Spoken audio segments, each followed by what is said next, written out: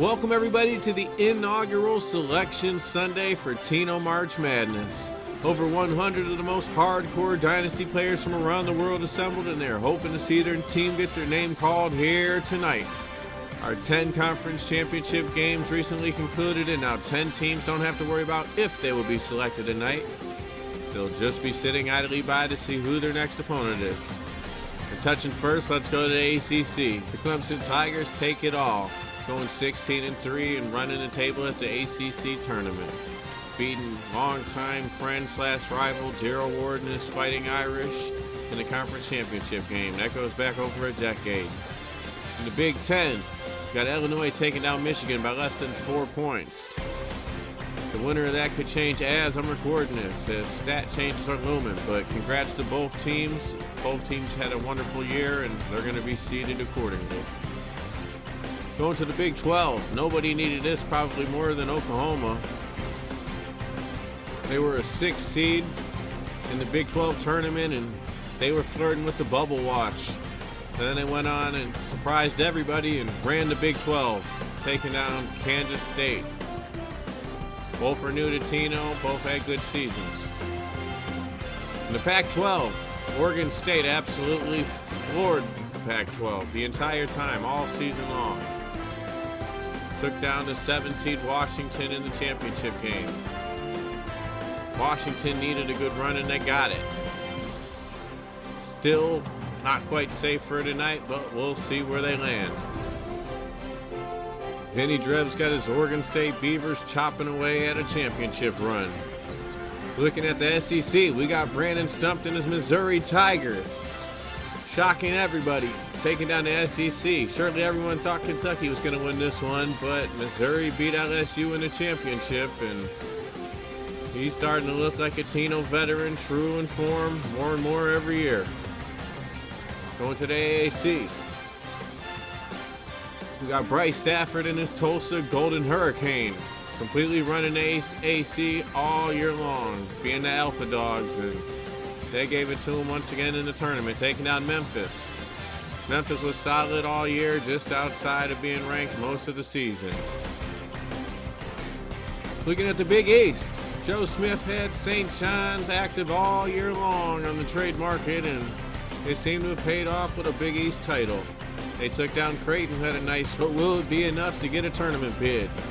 Stay tuned, we'll find out. Out in the Mountain West, the Utah State Aggies ran the table over there, looking impressive all season long, all 3 coaches there. Took down number 11, UNLV. UNLV's been with Tino for 3-4 years now, solid group out there as well. In the Atlantic 10, George Mason, first year in Tino, runs the table there, beating Joe Roth and his St. Joseph's group. George Mason looks solid all year long. We'll see where they end up here tonight. In the West Coast, St. Mary's ran things all year long, only losing 1 game, going 18-1. Looking impressive with impressive wins in the tournament. Beating number 6 Pacific in the championship game. Pacific's going to be tough in their own right, but St. Mary's is looking like an unstoppable force right now. Moving on to the Bubble Watch. These are the 10 teams that are just tippy-toeing on the border of making the tournament. 5 of these teams will dance on to the March Madness tournament and try and upset the world, shock the nation, and win a championship, while the other 5 are going to have to resort to being NIT teams. Interesting list here. See Wyoming with only 5 wins. On the border of making it. UConn did make their conference tournament. They're on the border of making it. And Oregon with a winning record on the border of not making it. Surprising stuff there. All right, without further ado, let's get on to the bracket. Starting in our Midwestern region, we got our 1 seed, Utah State. 17-2 this season, coached by a squad of people. They won the Mountain West, went 10-2 in the Mountain West. 6-1 versus ranked competition and 2-1 versus top 10 opponents. They've also won 9 out of their last 10 games. Utah State's been tough all year long. They've got big wins over George Mason, Pacific, Nevada, UNLV 2 times, and Boise State. They're going to be a tough out. And they're going up against John Corey's and his Arizona State Sun Devils. John Corey's, his team they've had a long season. 3-7 in the Pac-12, 6-11 overall. 0-4 versus ranked teams, and they've lost 6 out of the last 10. A number 62 all plays really saved them, as they have no notable wins. They haven't beat anybody with a winning record. Looking at our other matchup, it gets more exciting. In our 8 seed, we've got our Memphis Tigers, coached by a platoon of coaches. They went 8-4 versus the AAC and 2-3 in first ranked competition. They were 0-2 against top 5 teams, however, but they've won 7 out of the last 10. Memphis, they beat Duquesne this year, Temple, and Georgia. They've been a tough team, just on the verge of being ranked all season long, and they're not one to be taken lightly. And looking at their opponent, the 9 seed, Kansas State Wildcats, coached by Zach Skarbek. Kansas State 7-5 versus Big 12 teams, 12-7 on the year, 3-1 versus ranked competition, and 1-0 versus top 10 teams. They've only won 5 out of the last 10, however. They've been just playing 500 Jeff Fisher ball. On the year, they beat Oklahoma State twice. They seem to be their kryptonite. They've also beaten Georgia, just like our 13-6 Memphis squad has. And they've also beat that Memphis squad earlier in this year. They've already played, and if you include this impressive, they beat Washington State as well. Looking at our Tino odds, I think they're pretty spot on. Utah State should absolutely crush Arizona State. I completely agree with that. Both teams are new to Tino, but one of them's going to go to the second round. Definitely going to be Utah State. Memphis versus Kansas State, pretty much a pick 'em. I'm going to have to agree. I'm rolling with Memphis here. Though it's going to be a tough game. Anybody can win. Depends on bye weeks, injuries, all that. Even though Kansas State's already won, and they won by almost 200 points, we're still rolling with the Tigers here. Moving on to the next part of the Midwestern region, we got the number 4 Notre Dame Fighting Irish taking on the number 13 Texas Tech Red Raiders. Notre Dame 14-5, coached by longtime Tino coach Darryl Ward. 9-3 in the ACC this year they are. 4-4 versus ranked competition, and a surprising 3-1 versus top 10 teams. They've won 7 out of the last 10. Despite all this success, that's right on par for Darryl Ward's track record. He has a really good first year, and we expect regression going forward for Notre Dame. On the season, Notre Dame's beat Clemson, Louisville, Minnesota, and VCU. Solid year. Hats off to Notre Dame. Across from them, Texas Tech, they're facing up 8-9 on the year, coached by Alex Martinez. They went 3-7 in Big 12 play, 1-2 versus ranked competition, but he went 1-0 versus top 10 teams. Texas Tech has been ice cold of late, losing 6 out of the last 10. Started really well and haven't been able to find their groove lately. Only notable win this year has been a 0.1 victory versus UNLV. On the other side, we got number 5 Duquesne, only 10-7 on the year, but they're a high-flying, high-scoring team that just seems to barely get outscored. Just been bad luck over there, and the ranking committees took note. They're coached by Brian Jones. Duquesne went 7-3 in the Atlantic 10, 2-2 versus ranked competition, and 1-0 versus top 5 teams. They've been hot of late, winning 7 out of the last 10. Notable wins include LaSalle, VCU, and St. Joseph's. They're taking on a Creighton squad, coached by Jeremy Johnson. 9-10 on the year, 6-6 versus the Big East, and 1-5 versus ranked competition. Tough schedule for Creighton. 0-2 for top 5 teams, and they've won 6 out of the last 10. Notable wins include St. John's and Marquette. Looking at our Bettino odds, Notre Dame 108-point favorites. I'd have to agree with that. I'm picking Notre Dame to move on in the bracket. I don't think an upset happens here. Looking at the other side, Like I said, only 10-7 on the year, but spread represents it all. 105.5 favorites for Duquesne. I'm going with Tino veteran Brian Jones here. I think Notre Dame versus Duquesne is going to be meeting up. And on the other side, it's going to be Utah State versus Memphis. And moving on. The next part of the Midwestern region, we got number 3, Nevada, the Wolfpack, coached by Michael Nide. 7-4 versus Mountain West teams, 3-2 versus ranked competition, 1-2 versus the top 10. Only won 6 out of the last 10, and yes, I say only because this team was red hot, arguably the best in the nation several weeks ago, number 1. They've been taking a slide lately, but we'll see if they can get back on track here for the big dance. On the year, they beat Utah State, George Mason, and San Diego. Impressive rap sheet for Nevada. He'll be going up against the 14 seed, the Navy Midshipmen, coached by Austin Alexander. 7-10 on the year, 3-7 versus the AAC. 1-3 versus ranked competition, 0-2 versus top 10 teams, and they've lost 7 out of the last 10. Navy is ice cold, came in riding the coattail of a number 55 all play mostly. Only notable win would be 9-8 Tennessee. Navy's got an incredibly high wave to battle to take down Nevada. And in the 6th seed, we've got the Gonzaga Bulldogs, 12-6 on the year, coached by longtime Tino owner Jack Lang. Gonzaga is 7-4 versus the West Coast Conference, only 1-4 versus ranked competition, and 0-3 versus top 10 teams. They've won 6 out of the last 10. Gonzaga may be a little bit fraudulent, can't take down the top teams. On the year, notable wins only include Louisville. We will see.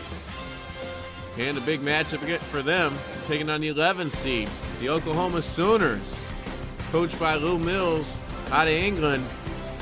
Big 12 champions on the year, the low seed at number 11, but they had a rough start to the year. They needed every bit of that run because they were flirting with not making the tournament. And they took care of business, went 7-5 versus the Big 12, only 1-2 versus ranked competition, but 1-0 versus top 10 teams, and they've won 7 out of the last 10. Nice little rap sheet beating LSU, Georgia, Houston, West Virginia, and Kansas State twice. Bet Tino odds, Nevada, 168-point favorites versus Nevada, or Navy, pardon me. Nevada's 168-point favorites versus Navy. I bet they need every bit of them 168. Nevada's definitely going to take care of business here.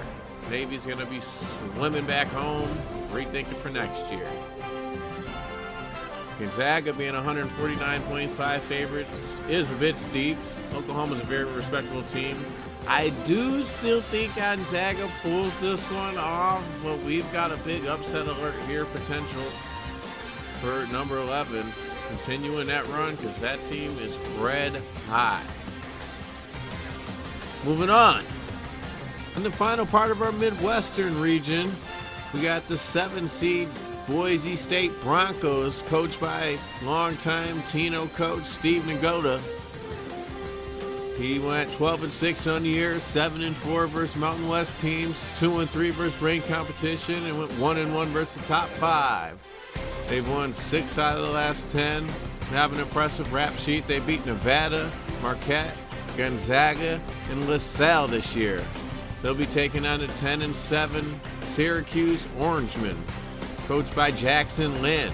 They won 7-3 versus the Big East this year, going 1-1 versus ranked competition.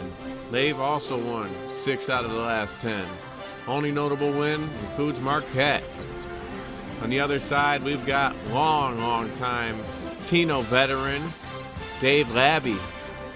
ACC champs on the year, 16-3 overall, 11-1 versus the ACC, completely dominant, 4-1 versus ranked competition. You don't want to see this team.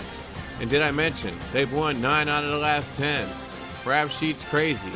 Only team to beat St. Mary's this year. They beat the Big Ten champs Illinois. They beat Notre Dame, they beat Duke twice, and they've also beat Louisville. Clemson looking dangerous, going up against the 15 seed, the UCLA Bruins, coached by respected Tino veteran Joe Cernak. 8-9 on the year, 4-6 versus the Pac-12. 0-2 versus ranked competition. They've won 6 out of the last 10. Made the tournament by a number 43 All-Play. Decent little rap sheet, beat Duke, Houston, and USC this year. Looking at the Bet-Tino odds, I'll take all 12 of the points with Boise State. I think Boise State's gonna roll. Clemson, yeah, I'm rolling with them as well. Dave, impressive year after year, no matter what league he's in. So is Joe Cernak most of the time with the 8-9 Bruins this year. I'll be looking more towards the future. I'm picking Clemson and Boise State to move on. Now, we're taking a trip to the south. The 1 seed, the Kentucky Wildcats, coached by Tino GOAT. Kenny Bellafuck, always got something up his sleeve. 16-2 on the year, 9-2 versus the SEC, and 1-0 versus only ranked opponent. Kenny Bellafuck and the Kentucky Wildcats have won 8 out of the last 10. Impressive rap sheet, beat Temple, Louisville, Georgia, Missouri, and Houston this year. Bellafuck, always a tough out, will be taking number 16, Providence, 8-9 on, coached by Grant Dev. 4-6 versus the Big East, 0-1 versus ranked competition, and they've lost 6 out of their last 10. Number 60 All-Play helped them get in. They beat St. John's and DePaul this year. Talk about a David versus Goliath story there. On the other side, the 8 seed West Virginia Mountaineers, coached by Corey Wheeler, 11-7 on the year, 8-3 versus the Big 12, only 1-3 versus ranked competition. They, however, have won 8 out of the last 10. Red hot. They beat Duquesne, Houston, and Oklahoma this year. Waiting for them is Bucky Shanks and the number 9 VCU Rams. They're 11-6 on the year, 5-5 versus the Atlantic 10, and 1-1 versus ranked competition.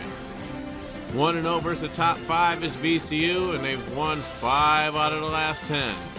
On the year, they beat UNLV, Butler, and St. Joseph's.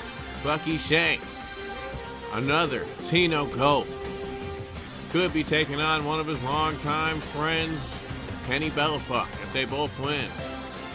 Looking at the Bet-Tino odds, that's what Vegas thinks, and that's what I think as well. I think Kentucky handles Providence rather easily. VCU, better not sleep on West Virginia. Corey Wheeler is new to Tino, but he's picking it up quick. I still think VCU and Bucky Shanks and the boys move on to round 2. And in the next part of our southern region, we got the 4 seed, Oregon State. Vinny Drev and the boys feel a bit underrated as a 4 seed. 17-2 on the year, Pac-12 champions. Absolutely rolled the Pac-12, going 11-1. I guess part of the reason could be 0-1 versus ranked competition. They did win 9 out of their last 10. Oregon State's red hot, like I said, chopping away at a championship run. Notable wins include Kansas State and Washington State. Not a great rap sheet. Upset alert here, don't sleep on Texas. Solid squad, 9-8 on the year, Coach Jeff Glenn. 6-4 versus the Big 12 and 1-2 versus ranked competition. They've won 6 out of their last 10. Notable wins include Minnesota, Oklahoma, Kansas State, and USC. Kansas State was one of the teams Oregon State beat, and USC was one of the teams that beat Oregon State. I'm not saying there's going to be an upset, but I'm saying just keep your eyes open. On the other side, the 5 seed, Temple, 13-5 on the year, Coach Chris Vardy.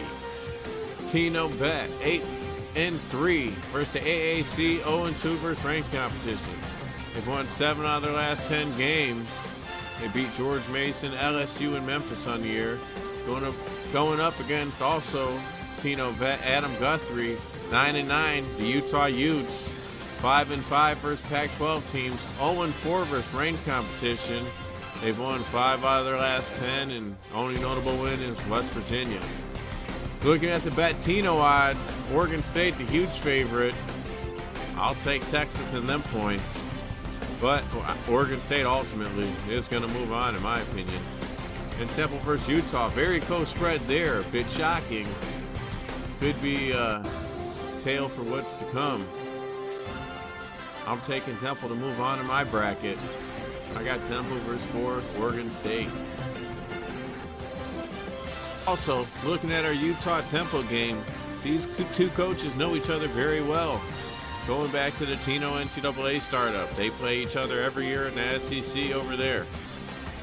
I'm not saying there's going to be an upset. I'm just saying keep your eyes open over here, folks. These two matchups are sneaky. Next up, we got our Big Ten champs that could still change here any minute. Illinois, 14-5 on the year, coached by Adrian Harries. 10-2 versus the Big Ten, 4-2 versus ranked competition, 1-1 versus the top 5. Illinois has won 8 out of their last 10 games, and they are red hot. They beat Michigan this year, Duke, Northwestern twice, Minnesota, and West Virginia. They'll be going up against the number 14 Washington team, who did well in that Pac-12 tournament, losing in the title game. They're 9-10 on the year. Coached by Kalen, Special K, 5-7 in the Pac-12, 0-3 versus ranked competition. They're ice cold, though. They lost 6 out of the last 10 despite the title run, or conference championship run. They beat USC and Washington State this year. They find themselves in an uphill battle against Illinois. And on the other side, we got in the 6th seed, Marquette, 11-6 on the year. Coaches Pete and Brian, 6-4 versus the Big East, 1-0 versus ranked teams, and they've won 6 out of the last 10. Marquette's beat Illinois this year, who they could play if they both win. They've also beat Memphis and DePaul. They'll be going up against the 11th seed, San Diego State, 7-10 on the year. Coach Matt Tarpey, 6-4 versus the Mountain West teams, 2-5 versus ranked competition, but 2-1 versus the top 5. We got a big giant killer here. They've won 5 out of the last 10 and have a number 47 all play. Like I said, giant killer. They beat Utah State and Nevada. Looking at the Bettino odds, Illinois 118.5 favorites against Washington. I'd have to agree there. Illinois has been rock solid all season long. Marquette 115-point favorites to San Diego State. I don't know. I like me a giant killer. I'm going to take San Diego State with the upset here to meet Illinois.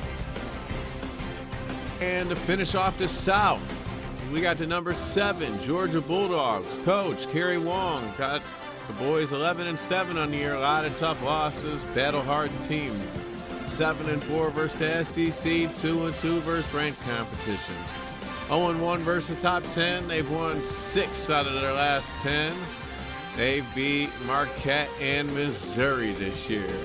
They'll be taking on a very tough 10 seed Washington State, coached by Noah Stidham. 11-7 on the year, 6-4 versus the Pac-12, and 1-2 versus ranked competition. Also 0-1 versus the top 10. They've won 5 out of the last 10, split the difference on wins and losses. This year they beat Illinois, Notre Dame, and West Virginia. And in our other matchup, a 2 seed, St. Mary's, 18-1, the best record in all of everything. Daniel Moen and the boys, red hot. Not sure how they're not a 1 seed, but they're just going to keep on doing what they do. It's win. They won the West Coast Conference. They went 12-0 this year in conference play. 5-1 versus ranked competitors and 2-0 versus the top 10. Also, 16-game winning streak, currently active, looking to extend it, setting records in our first inaugural year. This year, they beat Pacific not once, but twice. They beat George Mason. They beat San Diego. They beat Gonzaga twice. They've also beat Duquesne. St. Mary's is not a team you want to see. And the team they'll be seeing. No, the 15 seed Loyola Marymount, coach Willie Williams, 8-9 on the year, 4-6 versus the West Coast Conference, 0-6 versus ranked competitors. They just don't bring it versus top competition. 0-2 versus the top 10 as well, and they've lost 6 out of the last 10. Willie Williams and the boys looking to get on track here. Early in the year, they beat LaSalle and Butler. Looking at our bet Tino odds, we got Georgia's 61-point favorites versus Washington State. I think Georgia's going to move on, but that's going to be a great game. That's going to be an absolute incredible matchup. And on the other side, St. Mary's is going to roll. Loyola Marymount's going to have to think about next year, unfortunately. It's a tough draw. St. Mary's is one of the favorites to win it all. They got to be, right? And, yeah, St. Mary's beat LMU by over 200 points in Week 5. And taking things out east, the 1 seed, Tulsa. Bryce Stafford and the boys red hot. 17-2 AAC champions. 11-1 versus the AAC. 2-0 versus ranked competitors. They've won 9 out of their last 10. They beat Oklahoma State, Temple, St. John's, and Memphis twice. They'll be taking on a surprising 16 seed. I can't believe Oregon's on the bubble, 9-8, but you have to dive deep into that record. Kyle Siakri and the boys. I just butchered that, but that's okay. 5-5 versus the Pac-12. 1-2 versus ranked competitors. 0-1 versus the top 10. They've won 5 out of the last 10. Notable wins include Oklahoma, Washington State, and USC. Looking at our 8 seed, LaSalle, 9-8 on the year. Coach Jeff Shear and the boys 6-4 versus the Atlantic 10. 3-2 versus ranked competition, and 1-0 versus the top 5. They've won 5 out of their last 10 games, split the difference. Notable wins include Tulsa, who they could play if they win. Gonzaga, VCU, and Butler, obviously who they're playing. So there's a lot of familiarity with this draw here. Speaking of Butler, number 9 seed, 11-7 on the year, Coach James Harmon. This coach is not a ghost. 6-5 versus the Atlantic 10, 2-2 versus ranked competition, and 0-1 versus top 5 teams. Also, 5-10, or 5 out of the last 10 they've won, split the difference. They've beat Duquesne, VCU, and St. Joseph's this year.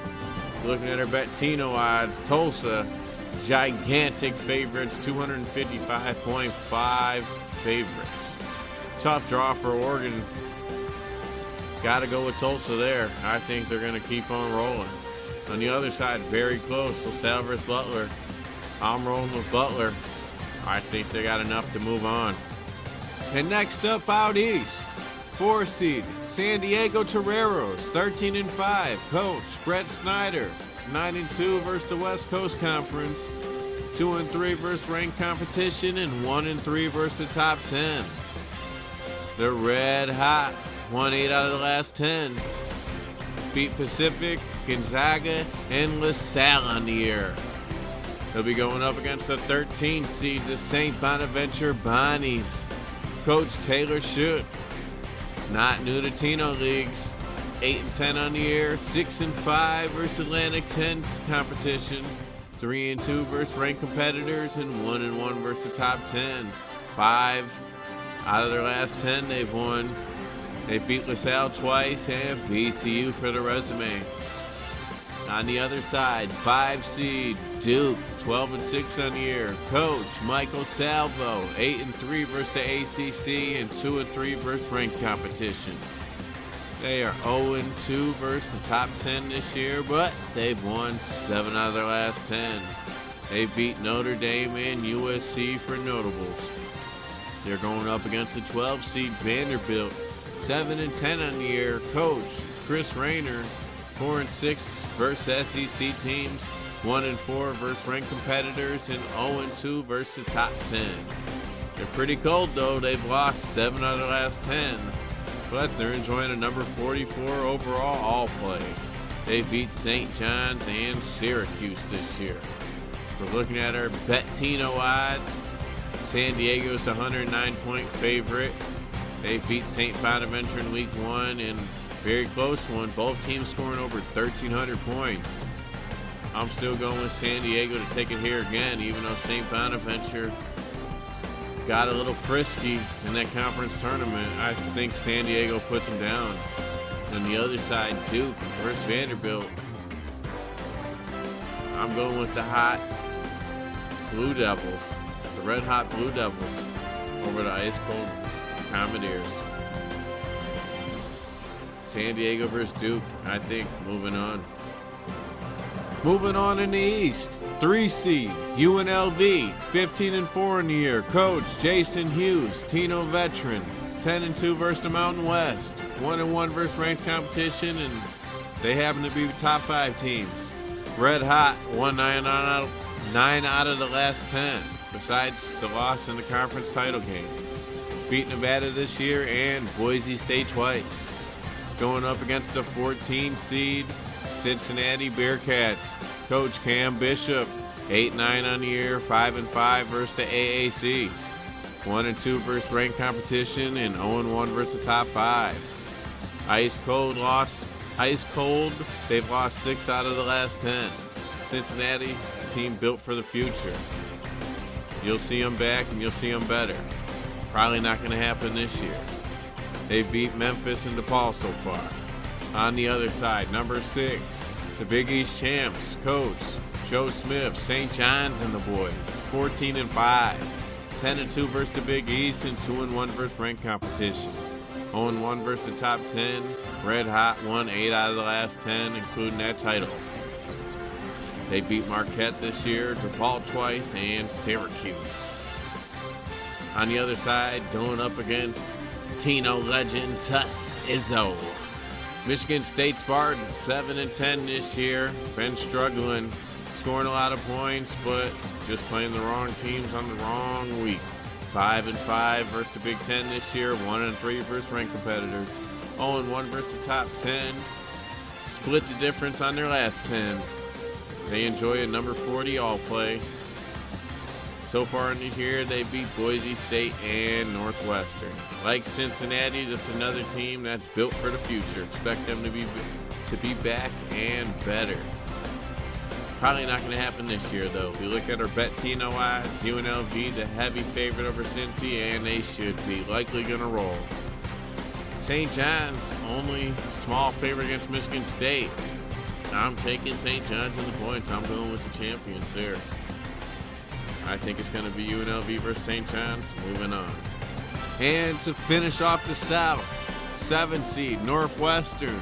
Coach Matt Rosa.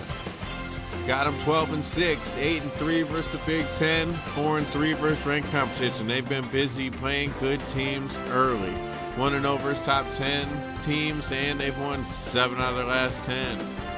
Northwestern, they beat Michigan, and they're the only team now to beat Michigan due to a stat correction I'll explain later. They've also beat Minnesota, and they've beat Houston. Northwestern, not a team to mess with. Playing the 10 seed, DePaul. 11-7. Coaches Ryan and Todd Husky. 7-4 versus Big East teams. 1-0 versus ranked competitors, and 1-0 versus the top 10. 6 out of their last 10 they've won here. Beat Missouri and Syracuse on the year. Another team not to be taken lightly. Looking over at the last game of the Eastern region, we've got 2 seed Pacific, 15-4 in the year. Frank Cohen, the coach, 9-3 versus West Coast competition. 2-4 versus ranked competitors. 0-1 versus top 10. Red hot, won 8 out of their last 10. This year they beat San Diego, Gonzaga, Duke, and Duquesne. Going up against the 15 seed, the Pitt Panthers, 8-9 on the year. Matthew Vrabrik got them 4-6 in the ACC. 0-3 versus ranked competitors. 0-1 versus the top 10. They're ice cold. They've lost 6 out of the last 10. Impressive wins include Northwestern and Syracuse. Looking at our Bet-Tino odds, Northwestern versus DePaul's a close one. 2 guys that have done well in Tino leagues here for several years now. I got to go with Northwestern here. 12-6, 4 ranked wins. I'm rolling with them. On the other side, pretty obvious, Pacific's been dominant all year long, posting high point totals. Pittsburgh's going to have a short dance. And moving on to the West, like I said, there's been a stat change, and I warned about it all broadcast long. Michigan, your new Big Ten champions. Illinois boosted it by a stat change. Michigan actually 18-1, not 17-2, 18-1 on the year. 11-1 in the Big Ten for David Batzloff. Powder Pants he has the boys marching. 5-0 versus ranked competition. 2-0 versus top 10 teams. Definitely, I don't know what the winning streak is now. We got to check that. It could be higher than St. Mary's potentially.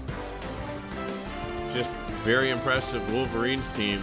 Playing UConn, who didn't even make their conference championship. John Marking, he's got the boys 6-10. They've got to be happy over there in Connecticut. 2-7 versus Big East. 1-1 versus ranked competition with a top 10 win. They've lost 7 out of the last 10 and they're ice cold. They enjoy a number 63 all play, just the absolute definition of a 16 seed here. One impressive victory was Missouri.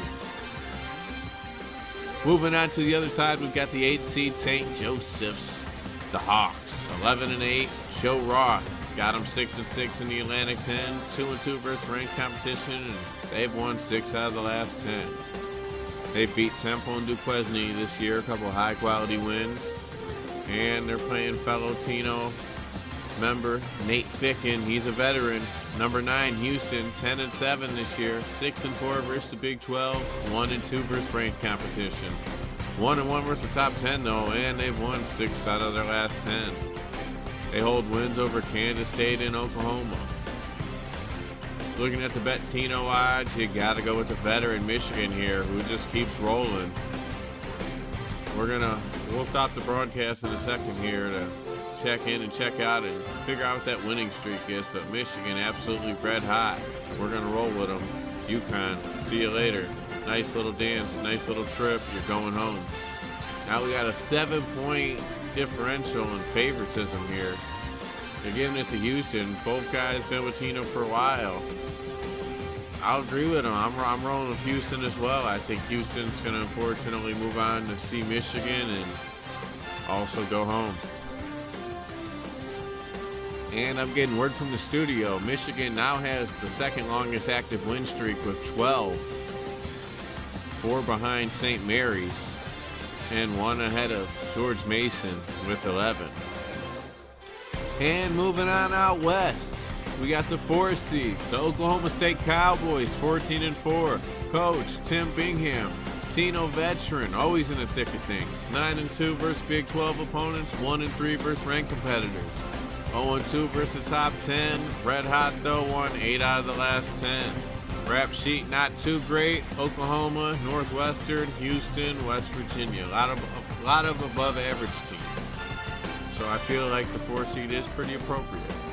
Going up against 13 seed UAB, 6-10. Coached by Lanny Strong. This team did make their conference championship. Or tournament rather, sorry. 3-6 versus AAC, 2-1 versus ranked teams, 1-0 versus the top 5. Ice cold though, they've lost 7 out of the last 10. They enjoy a number 46 all play and 2 very impressive wins, which is what's got them here in the first place. They beat Tulsa and Temple this year. Lanny Strong always has this team in the thick of it as well. Could be some upset potential here. Beats a lot of good teams. Oklahoma State is a good team. Could be a recipe for disaster. Moving on to the other side, we got the 5 seed Minnesota Golden Gophers. 12-6 this year. Coach John Kuhn just had a baby girl. Congrats to him and his family. They're going to try and bring home the win and move on to the second round. They're 7-4 versus the Big Ten this year, but 0-3 versus ranked competition. All 3 have been top 10 teams, though. They've won 6 out of the last 10 and enjoy solid wins over Missouri and West Virginia. Going up against North Texas, 10-7-1. William Eckert, 5-5-1 versus the AAC. Also 0-3 versus ranked teams and 0-3 versus top 10 teams. They've won 5 out of their last 10. No impressive wins, but they did partake in a tie, which is very rare. Looking at the Tino odds, I gotta go with Oklahoma State. UAB, they've had a lot of bad luck this year. They're a good team. They could do it. UAB, Lanny always has his team breathing fire. But it's always the case of scoring a lot, but just not scoring enough. Playing the wrong team at the wrong time. And Oklahoma State is a tall task. Minnesota versus North Texas. Got to go with the Golden Gophers here. North Texas hasn't beat anyone good all year. It's very shallow, 10 wins. I think the Golden Gophers built a dam that's just too strong. And continuing on through the West, 3 seed LSU Tigers. Jordan Stabe and the boys 14-5, 10-2 versus SEC teams, 3-0 versus ranked teams. Knocked down the top 5 team earlier in the year. Red hot, won 8 out of their last 10. They beat Kentucky, Georgia twice, and Tennessee, who they're playing. 14 seed Tennessee, Jason Hiscock got the Volunteers 9-8 this year.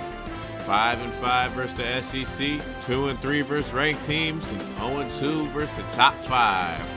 They've won 5 out of their last 10. Enjoy wins over St. John's, Georgia, and Missouri. On to the other side, number 6, Louisville, 13-5 on the year. Brock Johns got them 9-2 versus the ACC and 3-2 versus ranked competition. They've won 8 out of their last 10. They enjoy wins over Notre Dame, Duke, and USC. Pepperdine, only 7-10, 11 seed with Justin Parks. Another one of those teams that just don't want to see. The record doesn't match the performances. They could beat anybody any week. 3-7 versus the West Coast Conference and tough 0-6 versus ranked competition. 0-3 versus the top 10 and ice cold, lost 7 out of the last 10. They enjoy a number 48 all play, and only impressive win is against Louisville themselves. They beat them in week 2 this year. Moving on to the Tino odds, we've got LSU and Tennessee. LSU, the heavy favorite. They dominated Tennessee in week 7 earlier this year. I gotta agree with that. I think it's gonna happen again. Tennessee's gonna go home despite the Tino veterancy of Jason Hiscock. Jordan Stabe and his LSU Tigers are looking really good this year. And on to the other matchup. As you can see from the spread, Pepperdine, not as bad as 7-10 says. Still, once again, I'm going against the Tino veterancy. I think Louisville's going to get revenge here. Take down Pepperdine and meet LSU for a nice showdown in round 2. And we finally made it, our last bracket of the night.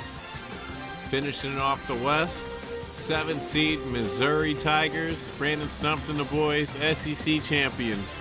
13-6 on the year, 9-3 versus the SEC. 3-1 versus ranked competition, including being one of the only 2 teams to beat Kentucky this year. 1-1 versus the top 10. They've won 8 out of the last 10. Rap sheet includes Kentucky and LSU twice. They're going up against the 10 seed, the USC Trojans. Coach Mike Vu got them 9-8 this year. 6-4 versus the Pac-12 and 1-0 versus top 10 teams. They've won 6 out of their last 10 and enjoy wins over Oregon State, they're the only Pac-12 team to beat Oregon State.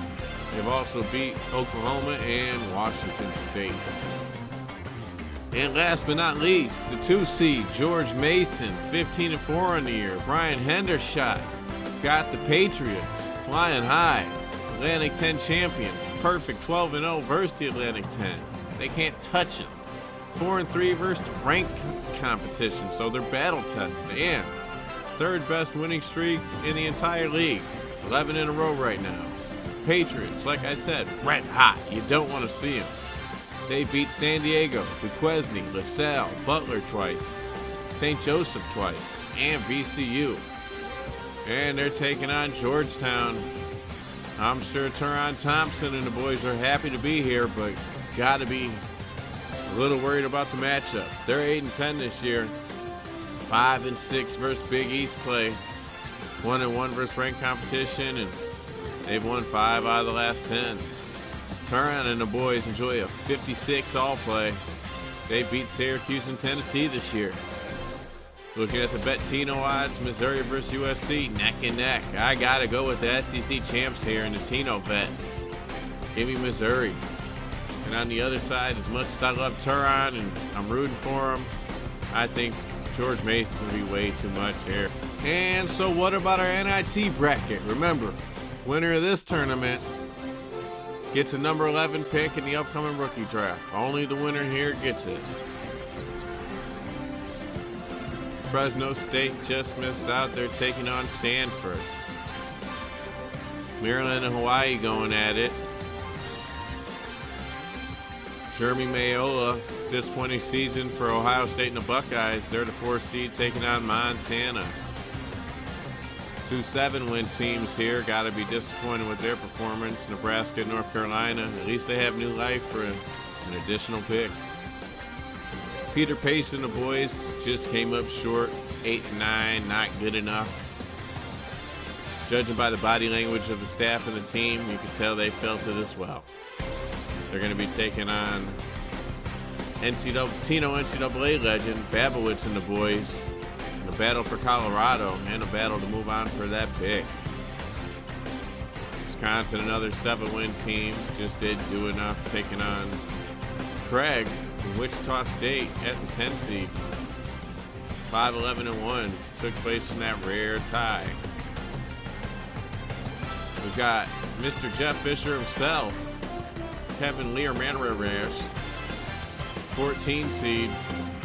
Didn't go 500, only won 4 games, but he's not playing Portal Combat, taking on Wyoming. And then we've got 2 respectable teams, Xavier and New Mexico, going at it with the 6 and the 11. These teams just didn't get it done this year, but they're not going to be losing any players. There's 20 other teams that can't say the same. So, being an NIT, while disappointing, could be a positive thing. Could add some wins to your career record, could get that pick. And like I said, you lose no one. Now, they may not be losing anybody, but some teams are. Now remember, teams 81 through 90 lose one of their players with the 15th to 25th highest points for. Teams 91 through 100 lose a player with the 10th to the 20th highest points for. Now, you will be assigned options by the commissioner, and you have to pay the league fee for next year before making this choice. So if you're going to leave your team, the next coach probably won't say who they're going to lose. Getting more into it, just missing out Miami. I believe they have 6 or 8 Devy picks going forward. They're not worried about it. San Jose just missed out on it. 5 wins, just missed the NIT.